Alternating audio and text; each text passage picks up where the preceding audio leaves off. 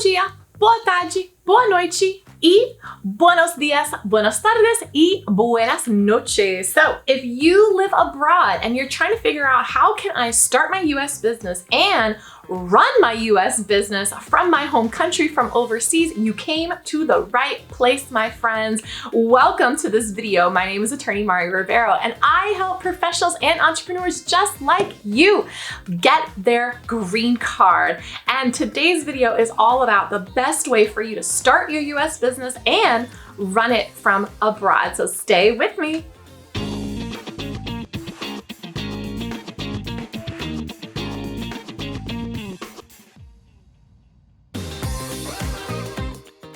Okay, so before we get into today's video, you are probably an entrepreneur. Am I right? How did I guess it? I don't know, I'm just good. And if you are an entrepreneur, I have something just for you. If you're looking for a way for how you can get your green card and start living this beautiful American dream, you need to download my free green card checklist for professionals and entrepreneurs. I'm leaving that in the link below. Make sure you take advantage of it because I'm not going to be leaving it there forever. So the time is now, my friend.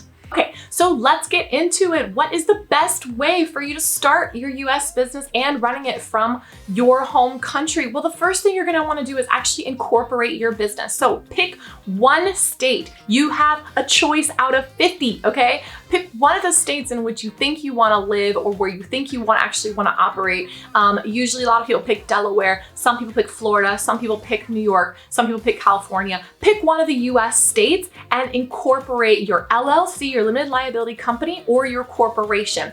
Usually you're probably gonna lean more towards the LLC, not necessarily the corporation. If you guys want me to talk on a video specifically about why I usually recommend LLCs versus corporation, let me know in the comments because I don't know if I want to get into it right now.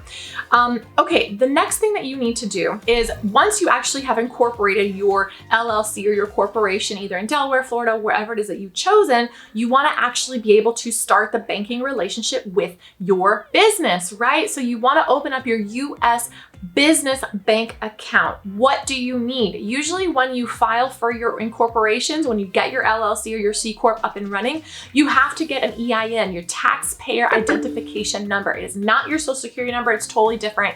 It is for your business. The bank needs that. So once you open up your bank account, you're going to be able to do that only with your EIN number after you started your business. Now, once you have your US bank account, that's where you're actually going to be able to link your PayPal account, link your Stripe account, link your Square account, all these other accounts in which you can collect your US money, right? US dollars is the language that we are speaking when we're talking about business. So what needs to happen in order for you to actually open up your US bank account? Well, you have two options. Either you personally come to the United States and start that banking relationship, or you send somebody from your team, like a person who's authorized, to open up that bank account with you, or for you, I should really say. So you send somebody in your team from your home country that's part of the business that's going to be able to actually come to the United States and open up the bank account for you. Why should you not have just some random person coming in and opening up your bank account? Because they're gonna have access to your bank account. So make sure it's someone that's part of the business and that you really, really, really do trust, because they're gonna have access to everything. If you don't have somebody who can come to the United States, or if you don't have plans to immediately come to the United States, but you need to get that bank account rolling, then you would hire an authorized representative. So that's something that I offer with my clients as well. When they're not here, they can hire me in order to actually start the banking relationship for them. And as their trusted attorney, they know that I'm not allowed to touch anything inside of the bank, nor do I want to. So it's necessarily me just being authorized to start opening up the business bank account relationship for the company, for the LLC. Next, what are you gonna do? You gotta run that business online. So what kind of businesses are we talking about? Online stores, okay? Online courses, online consulting, all those things that don't require you to physically be in front of somebody. That's the type of business that you want to have, a virtual business where you can serve clients from all over the world. And no matter where you are, and no matter where your clients are. Not only is this a great marketing ploy, but remember what happened back in COVID where people were on lockdown? And not just people, the whole world was on lockdown, right? Who were able to survive? Businesses that were virtual. And if they weren't virtual then, they certainly shift to virtual now. You are no exception, my friend. Your business should absolutely have virtual capabilities because that's the way that you're going to be able to run your business overseas.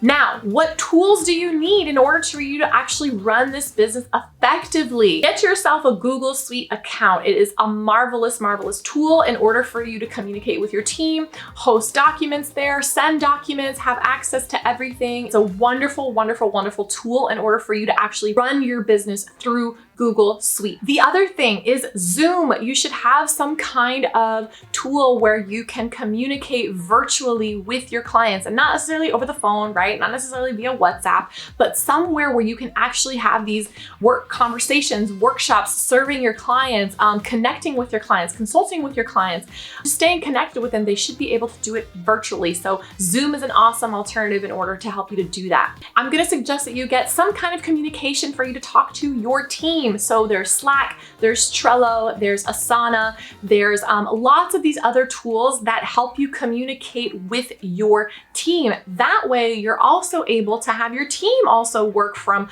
abroad or the United States or, in a different country from yours. So definitely have another tool in order to help you guys actually facilitate the internal communication so that you can make sure that your team is actually doing what they're supposed to be doing. That was a mouthful. What did you guys think about this? Let me know. If you haven't subscribed, now is the time to do it. It's really the only way I know that you find value in these types of topics. If you have suggestions for other topics, I'd love to know those too. Let me know what you're interested in the comments, and I will see you next time, my friends.